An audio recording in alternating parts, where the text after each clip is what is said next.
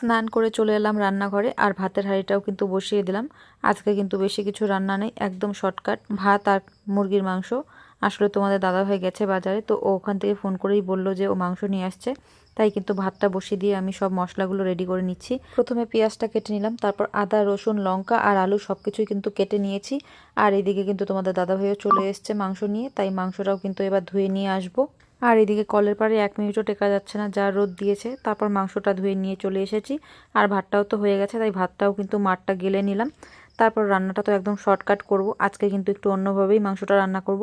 সব কিছু কড়াইতে মশলা আর মাংস আলু সব কিছুই দিয়ে নেব, দিয়ে কিন্তু ভালো করে ম্যারিনেট করে তারপর বসিয়ে দেব। তাহলে কিন্তু রান্না করতে অনেকটাই সুবিধা হবে।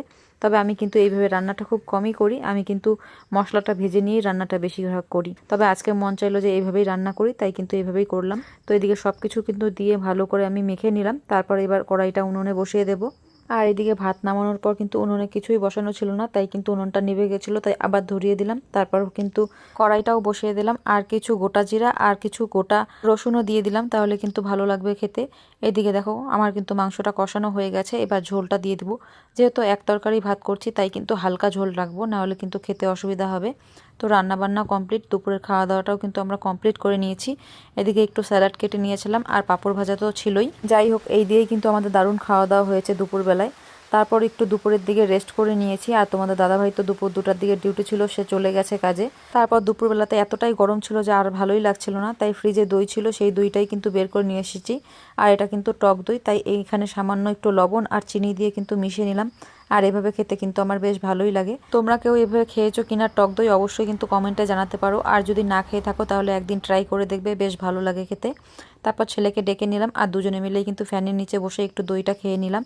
আর তারপর আমি একটু দরজার সামনে বসেছিলাম, বলেইছি তোমাদের যে আমাদের দরজার সামনে কিন্তু অনেকটাই হাওয়া দেয়, তাই এখানে কিন্তু একটু বসে সময় কাটাচ্ছিলাম। এইদিকে পুচকুটাও চলে এসেছিলো, ওর সাথে কিছুক্ষণ সময় কাটানোর পর সে তো ঘুমিয়ে পড়েছে আমাদের ঘরেই এই যে। আর ছেলেকে দিয়ে কিন্তু সন্ধ্যাটাও দেখিয়ে দিয়েছি, কারণ বৃষ্টির আবহাওয়া, মনে হচ্ছে বৃষ্টি আসবে, তখন কিন্তু সন্ধ্যাটা দেখানো হবে না। বৃষ্টি পড়লে তো বাইরে যেতে পারবে না। তো এই যে বাইরের ওয়েদারটা দেখো, একদম কিন্তু অন্ধকার হয়ে এসছে, মনে হচ্ছে এখনই বৃষ্টি নামবে। আর বলতে বলতে কিন্তু বৃষ্টিটা চলেও এসেছে, ভালোই বৃষ্টি হয়েছে। তারপর কিন্তু আবার বৃষ্টি কিছুক্ষণ পর কমেও গেছে। তবে খুব ভালো লাগলো, এতটা সারাদিন গরম দিয়েছে, তারপরে এই বৃষ্টিটা কিন্তু আমাদের খুব দরকার ছিল।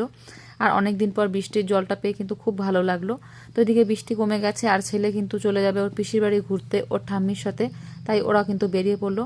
তারপর সন্ধ্যাবেলায় কিন্তু আমি চা নিয়ে বসে পড়েছি, চা খাচ্ছি আর টিভি দেখছি। অনেকদিন পর কিন্তু টিভিটা চালালাম, আমি কিন্তু সেভাবে টিভি দেখি না, তবে ঘরে একা ছিলাম তাই কিন্তু টিভিটা চালিয়েছিলাম। এদিকে ছেলেও কিন্তু বাড়িতে চলে এসেছে সন্ধ্যা।